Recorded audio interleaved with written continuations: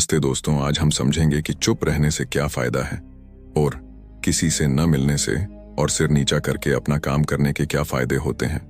तो दोस्तों, आप ये 3 महीने में आप सभी काम कर देंगे तो दोस्तों यकीन माने आप 100% आप सभी से पहले सफल की ओर आगे तेजी से बढ़ जाएंगे। तो दोस्तों, मेरे मोटिवेट फॉर यूट्यूब चैनल में आप सभी को दिल से स्वागत है। चलिए कहानी को शुरू करते हैं। आपने चार्ल्स डार्विन का नाम तो सुना ही होगा, जिसने हमें विकासवाद का सिद्धांत दिया, जिसकी सहायता से हम समझ सके कि पृथ्वी पर जीवन का जन्म कैसे हुआ। इतने सारे जानवर, पेड़, पक्षी, कीड़े और मछलियां कहां से आईं? लेकिन क्या आप जानते हैं कि विकासवाद के सिद्धांत पर शोध करते समय डार्विन एक द्वीप पर अकेले रह रहे थे। वह उस द्वीप के हर जानवर, हर कीड़े और हर मछली का अध्ययन कर रहा था। न वह उनके कंकालों को देख रहा था, वह उनके मस्तिष्क की संरचना को देख रहा था। इस दौरान उनके साथ कोई नहीं था। वे 5 साल तक समुद्र में घूमते रहे और दुनिया के अलग अलग कोनों से नमूने इकट्ठा करके उन्हें इंग्लैंड ले आए और उनका अध्ययन किया। इस तरह आज से 160 साल पहले उन्होंने विकासवाद का सिद्धांत दिया था, जब हमारे पास न इंटरनेट था न हवाई जहाज। डार्विन अकेले नहीं हैं जिन्होंने अकेले रहकर सफलता हासिल की है। जोहान ग्रेगर मेंडल को जेनेटिक्स का जनक कहा जाता है, जिन्होंने सबसे पहले हमें जीन की अवधारणा दी। ये वही जीन हैं जो एक बच्चे को उसके माता पिता जैसा बनाते हैं। इन्हीं जीन्स की वजह से हर व्यक्ति के फिंगरप्रिंट अलग अलग होते हैं और हर किसी की शारीरिक और मानसिक क्षमता का स्तर अलग अलग होता है। आश्चर्य की बात है कि मेंडल ने इतने सारे शोध बिना किसी उपकरण, बिना किसी माइक्रोस्कोप के किए। मेंडल एक विश्वविद्यालय में प्रोफेसर बनना चाहते थे, लेकिन जब उन्हें वहां से खारिज कर दिया गया तो वह घर वापस आ गए और खेती करने लगे। मां ने मटर के पौधे उगाना शुरू किया और इसके आनुवंशिकी का अध्ययन करना शुरू किया। महज 12 साल के अध्ययन में उन्होंने ऐसी बातें बताईं जो जीव विज्ञान की पूरी दिशा ही बदल देने वाली थीं। उन्होंने यह काम तब किया जब वह दुनिया, विश्वविद्यालय, छात्रों और अन्य प्रोफेसरों से अलग होकर एक खेत पर अकेले रह रहे थे। इसके अलावा एक ऐसी कहानी है जिसके बारे में आप सभी जानते होंगे, गौतम बुद्ध की कहानी। जब बुद्ध महलों में रह रहे थे या यात्रा कर रहे थे, तब उन्हें ज्ञान प्राप्त नहीं हुआ था। लेकिन फिर एक पेड़ के नीचे अकेले बैठकर वह उन 50 दिनों तक साधना करते रहे, जिसके बाद उन्हें बोधि यानी बुद्धिमत्ता प्राप्त हुई। और आज 2500 साल बाद भी हम उन्हें याद कर रहे हैं, किताबों में उनके बारे में पढ़ रहे हैं। न्यूटन का भी कोई दोस्त नहीं था, न ही उन्होंने शादी की थी, लेकिन उन्होंने भौतिकी, रसायन विज्ञान और गणित के क्षेत्र में बहुत योगदान दिया था। ऐसा कहा जाता है कि वह भौतिकी के जनक के साथ साथ कैलकुलस के भी जनक हैं। जी हाँ, वही कैलकुलस जिसे हल करने में हर 12वें बच्चे का दिमाग खराब हो जाता है, जिसका आविष्कार न्यूटन ने अपने कमरे में अकेले बैठकर किया था। मैं आपको ऐसी 50 और कहानियां सुना सकता हूं जिनमें अकेले रहने वाले लोग हैं, जिन्होंने फिजिक्स, केमिस्ट्री, बायोलॉजी, फिलॉसफी और टेक्नोलॉजी की दुनिया में जबरदस्त प्रगति की, जिसके कारण आज हमारे घर में बिजली, पंखे, स्मार्टफोन और लैपटॉप संभव हो पाए हैं। लेकिन अब हम मुद्दे पर आते हैं। इस साल के खत्म होने में 90 दिन से भी कम समय बचा है। अगर आप इन बाकी दिनों में खुद को दुनिया से अलग रखने की कोशिश करें और कड़ी मेहनत करें, तो आप कुछ असाधारण कर सकते हैं जो आपकी जिंदगी बदल देगा। केवल 90 दिन और आप खुद को पहचान भी नहीं पाएंगे। नया साल आते ही लोग आमतौर पर अपने लक्ष्य बनाना शुरू कर देते हैं, बल्कि आइए अपने लक्ष्यों पर काम करने के लिए 1 जनवरी का इंतजार करें, जो मैं 1 जनवरी से करूंगा। और मैं कहता हूं कि अगर आप अपने लक्ष्य हासिल करने के लिए नए साल का इंतजार करते हैं, अगर आप ऐसा 1 जनवरी से करते हैं, तो आपके लक्ष्य में कोई ताकत नहीं है। साल के अंत में अगर आप इन बचे हुए दिनों में कड़ी मेहनत करते हैं, तो नए साल तक आप अपने सभी लक्ष्य हासिल कर सकते हैं और फिर आप नए लक्ष्यों पर काम करना शुरू कर सकते हैं। संभावना है कि आपने इस वर्ष की शुरुआत में भी कुछ लक्ष्य निर्धारित किए हैं, लेकिन 15 दिन तक उन पर काम करने के बाद आप अपने सामान्य काम में व्यस्त हो गए। यदि अब आप इन शेष दिनों में गायब रहकर कड़ी मेहनत करें, तो आप उन सभी लक्ष्यों को प्राप्त कर सकते हैं। मुख्य सवाल यह है कि 90 दिनों तक अकेले रहने के बाद क्या करें। क्या गौतम बुद्ध की तरह ध्यान करने से आपको सब कुछ मिल जाएगा, या फिर आपको डार्विन की तरह प्रयास करना होगा? तो आइए हम आपको उन 3 चरणों के बारे में बताते हैं जिनकी मदद से आप अपने लक्ष्य हासिल कर सकते हैं। इस विधि को 1 से 4 विधि कहा जाता है। 1, सबसे पहले आपको अपनी एक बात के बारे में सोचना होगा। अगर आप 10 काम करने की सोचेंगे तो कुछ नहीं कर पाएंगे। फोकस तभी संभव है जब वह एक काम पर हो, न कि 10 कामों पर। तो सबसे पहले यह तय करें कि वह कौन सा काम है जो आपके जीवन में सबसे ज्यादा बदलाव लाएगा। क्या आप अधिक पैसा कमाना चाहते हैं, या अपना शरीर बनाना चाहते हैं, या फिर किसी नई नौकरी के लिए आवेदन करें जिसमें आपको मेहनत कम करनी पड़े और पैसा ज्यादा मिले। अपनी एक चीज परिभाषित करें। 2, एक बार जब आपने तय कर लिया कि आप क्या चाहते हैं, तो उन 2 चीजों के बारे में सोचें जिन्हें रोजाना करने से आप अपना लक्ष्य हासिल कर लेंगे। आपकी एक बात, यदि आप पैसा कमाना चाहते हैं तो आप 2 चीजें कर सकते हैं।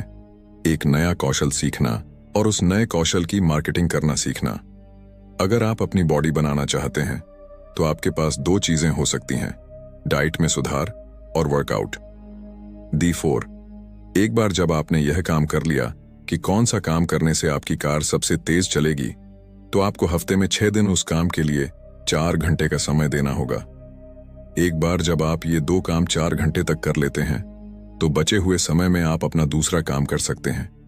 लेकिन सुबह उठने के बाद आपका नंबर 1 लक्ष्य होना चाहिए, अपने 2 कामों को 4 घंटे देना। 90 दिनों के अंत में आप इन 2 चीजों पर लगभग 400 घंटे बिता चुके होंगे।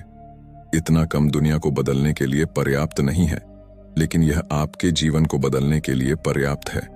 आइए अब कुछ ऐसे टूल पर नजर डालें जो आपको लगातार बने रहने में मदद कर सकते हैं।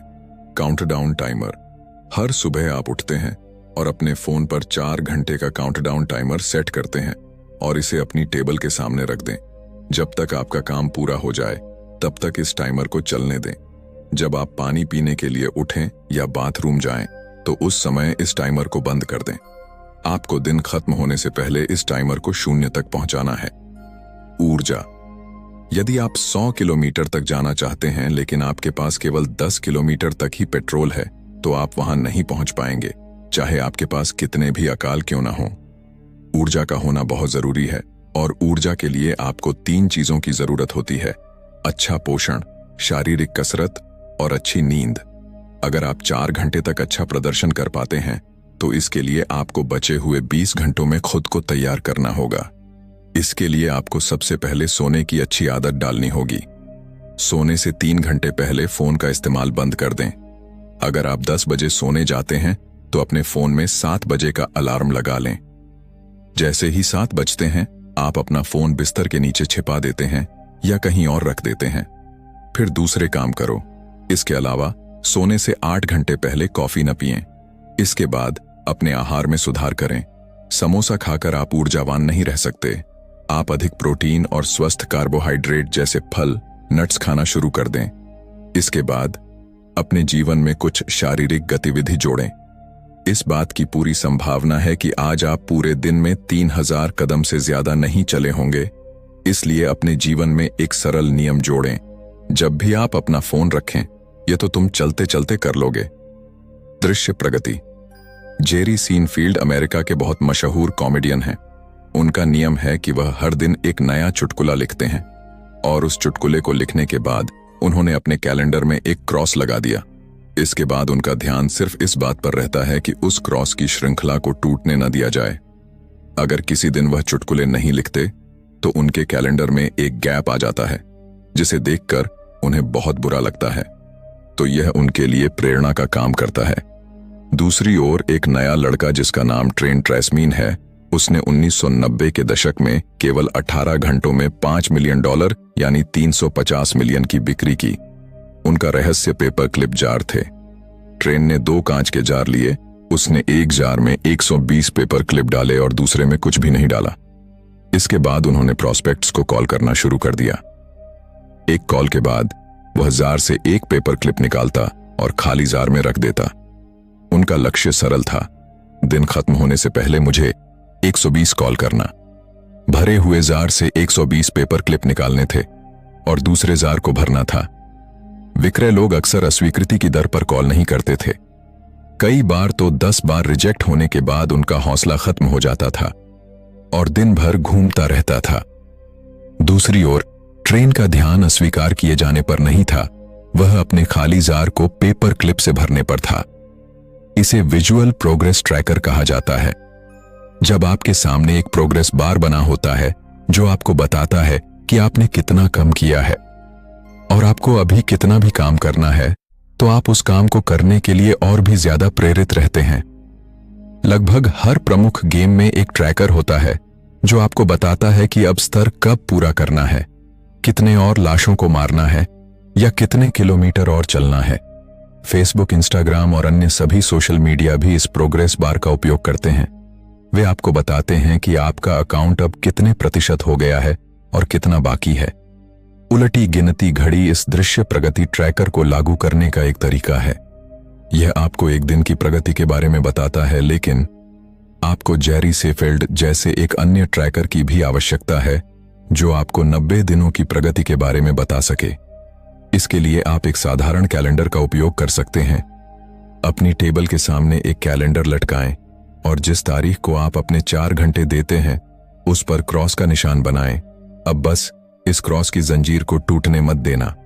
आप अगले 90 दिनों तक ये छोटे छोटे काम करते रहिए और आप अपना नया साल पूरी दुनिया की तरह संकल्प लेकर नहीं बिताएंगे, बल्कि आप अपना नया साल अपने सपनों की जिंदगी जीकर बिताएंगे।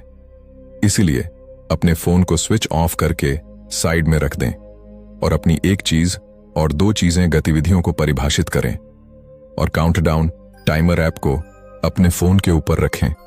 अनावश्यक ऐप्स अनइंस्टॉल करें और खुद को कमरे में बंद करके मेहनत करें।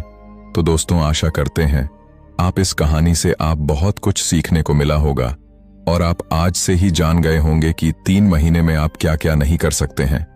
तो फिर मिलते हैं दोस्तों, तब तक अपना ख्याल रखना। धन्यवाद। नमो बुद्धाय।